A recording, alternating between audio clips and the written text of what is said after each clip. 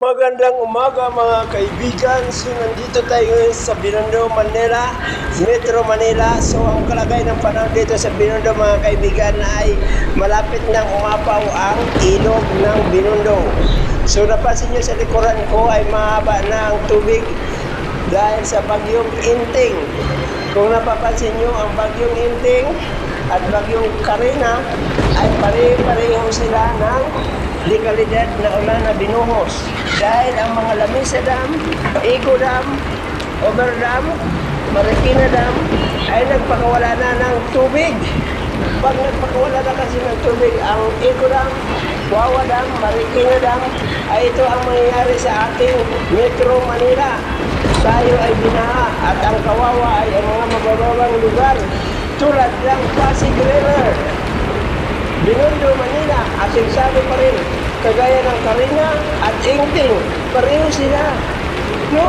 Pareho sila ng estratehiya, pareho sila ng ulan ng Marina, pero dito sa San Antonio, Northern Samar, ay nagkasiyahan ang aming mga pamilya.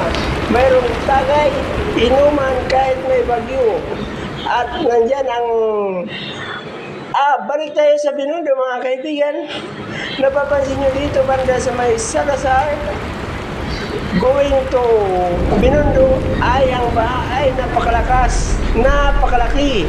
At ang mga department store ay pinapasok na mga kaibigan. Ayan o. So ayan na nga, ang shoppers ay pinapasok na pa rin dahil sa bagyong Karina at Inting. Tulad nito ngayon ay binabaha ang buong Metro Manila.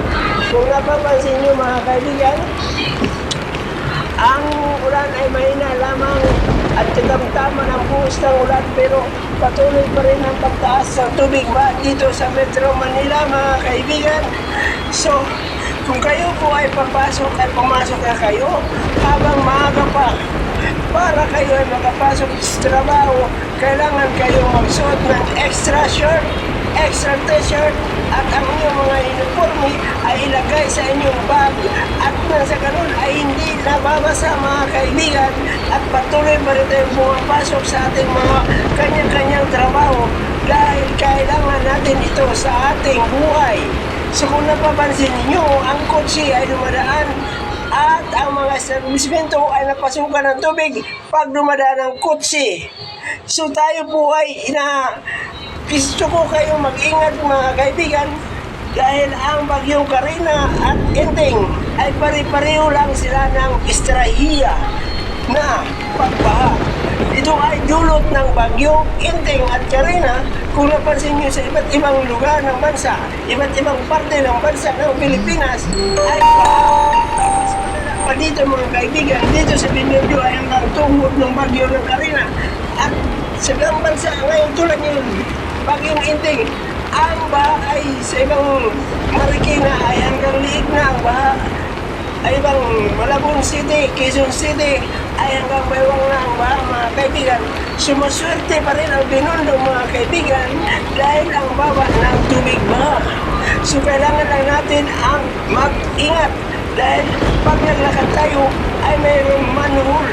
May manhole tayo madadaanan at tayo ay baka ma-shoot sa ilalim ng tubig. So mag-ingat mo tayo mga kaibigan, no? So kung kayo ay papasok, pumasok na kayo habang 8:12 pa lamang dahil ang pasok ng natin ay 8:30 in the morning. So ngayon ay Tuesday, September 3, 2024. So napansin nyo, ito ay ang bagyong Karina at ang bagyong Inting ay kung pagsamahin mo ay napaka-delikado mga kaibigan. So ang tubig ay ito nagsimula ito sa high tide kaya nagkaroon tayo ng baha. Ang tubig ng baha ng Metro Manila ay ito ang dahilan kung bakit tayo binaha dahil sa high tide at sa mga iba't ibang ilog tulad ng Wawa Dam, Marikina Dam, Pasig River Dam, Binondo Dam, dahil sila ay nagpakawala ng tubig mga kaibigan. Dapat hindi sila magpakawala ng tubig para hindi tayo bahain ang Metro Manila mga kaibigan. No?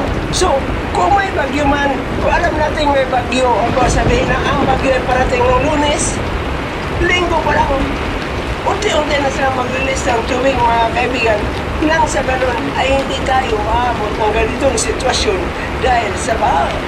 So, kung napapansin niyo, ang laking perwisyo ng bagyong Karina at Ingting sa ating Pilipinas dahil milyon-milyong tao ang kabahayan ang nawalan ng hanap buhay. At number 1 pa dyan, ang ating gobyerno ay hindi nagbibigay ng tulong benepisyo sa mga nasalantang bagyo. No? So, kailangan pa ba nating mag-budget hearing tulad ng Vice of the President o VP? So, nag-budget hearing sila para lamang sa notebook na 10 million pesos. Pero dito sa kalamidad ng ating bansa ay wala man lang budget hearing, wala man lang binigay sa mga nasalantang bagyo kahit man lang 100 pesos para na siguro ay makabili naman tayo ng chinilas. No? Tulad nga, no? Ang baha hanggang tuhod.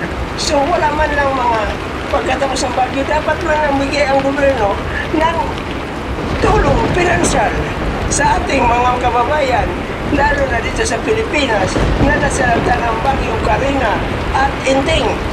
No, kung napapansin ninyo mga kaibigan, dapat ang ating gobyerno ay maglaan ng pondo para sa ating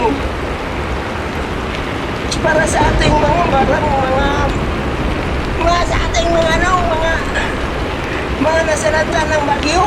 Para ganun ay tayo ay magkaroon ng kaginawaan ay puro lang tayo baha. So, kailangan naman ng gobyerno ay gumising na kung paano gagawin para hindi tayo magbaha. Ayan ang lakas ng buhos ng ulan, mga kaibigan. So, kunting ulan lang, baha na tayo. Kunting ulan lang, baha na. Kunting ulan, magpakawala ng lamisa dam ng tubig. Kunting ulan, pagkawala ng eco dam, wawa dam ng tubig. No? So, kailangan